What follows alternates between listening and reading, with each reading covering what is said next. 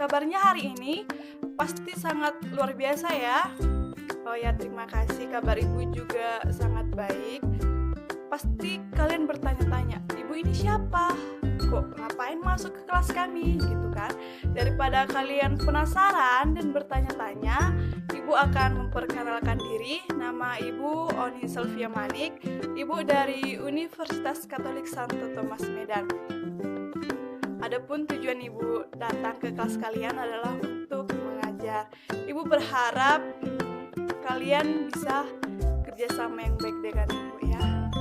Baik, sebelum memulai pembelajaran kita, ada baiknya kita berdoa. Kita berdoa menurut agama dan kepercayaan masing-masing. Berdoa dimulai. Amin, berdoa selesai. Baiklah anak-anak, sebelum memasuki materi, Ibu terlebih dahulu akan membacakan RPP kita supaya kita tahu arah dari pembelajaran kita, tujuan dari pembelajaran kita itu untuk apa. Baik, Ibu mengambil materi dari KD 3.7 yaitu tentang cerita rakyat. Adapun tujuan pembelajaran kita adalah peserta didik dapat mengidentifikasi nilai-nilai dan isi yang terkandung dalam cerita rakyat dan menceritakan kembali isi cerita rakyat tersebut. Sudah jelas ya tujuan pembelajaran kita? Baiklah anak-anak, kita akan masuk ke materi. Ibu buka PowerPoint-nya dulu ya. Iya, cerita rakyat. Bisa dilihat ya anak-anak. Apa? Oh iya, tenang saja. Nanti RPP dan PowerPoint-nya akan Ibu kirim melalui WhatsApp group.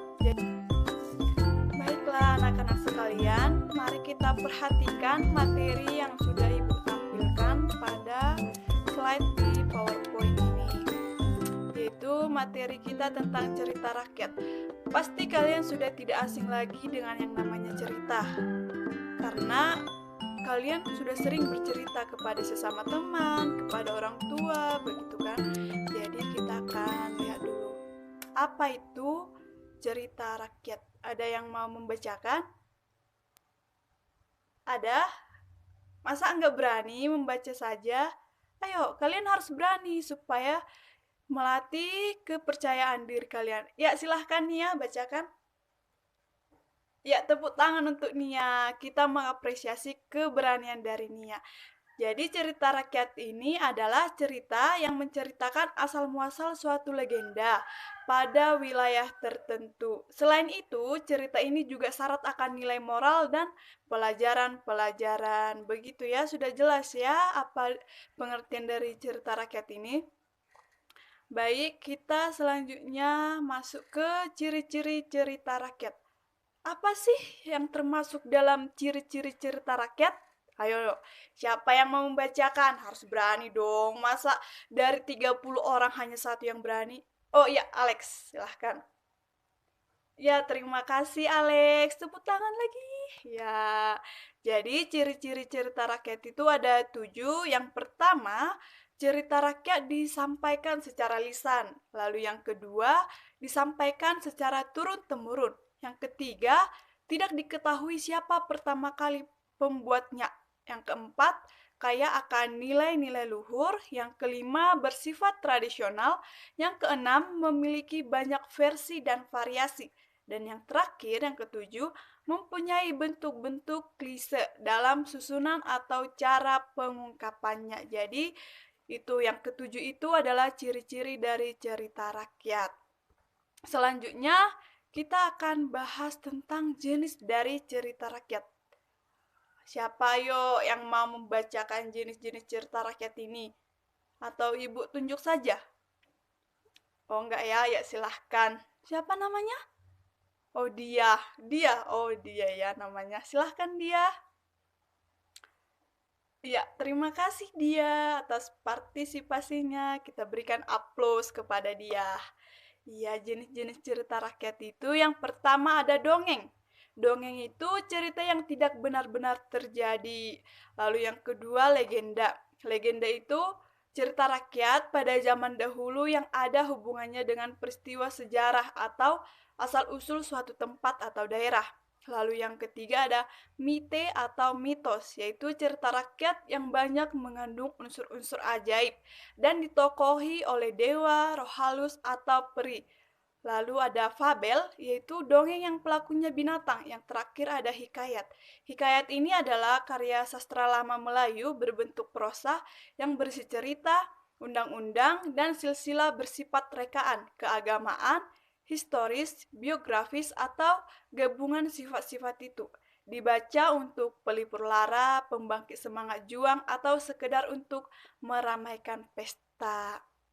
Begitu ya anak-anak, sudah jelas apa jenis-jenis dari cerita rakyat ini. Lalu selanjutnya kita akan membaca tentang contoh dari cerita rakyat. Kalau ini ibu saja ya yang baca, kalian cukup mendengar dan menyimak karena dari contoh ini ibu akan memberikan tugas. Jadi kalian simak baik-baik, dengar baik-baik, oke? Judul ceritanya Gajah dan Teman. Dengarkan ya, ibu akan mulai membaca. Seekor gajah sendirian berjalan di hutan mencari teman. Dia melihat seekor monyet dan bertanya, "Bisakah kita menjadi teman, monyet?" Monyet itu dengan cepat menjawab, "Kamu besar dan tidak bisa mengayun di pohon seperti aku. Jadi aku tidak bisa menjadi temanmu." Karena ditolak, gajah terus mencari ke dalam hutan. Ketika tersandung seekor kelinci, dia kemudian bertanya kepadanya, "Bisakah kita menjadi teman, kelinci?" Kelinci itu memandangi gajah dan menjawab, "Kamu terlalu besar untuk bisa masuk ke dalam liangku. Kamu tidak bisa menjadi teman saya." Kemudian gajah itu melanjutkan sampai dia bertemu dengan seekor katak. Dia bertanya, "Apakah Anda akan menjadi teman saya, katak?" Katak itu menjawab, "Kamu terlalu besar. Kamu tidak bisa melompat seperti saya.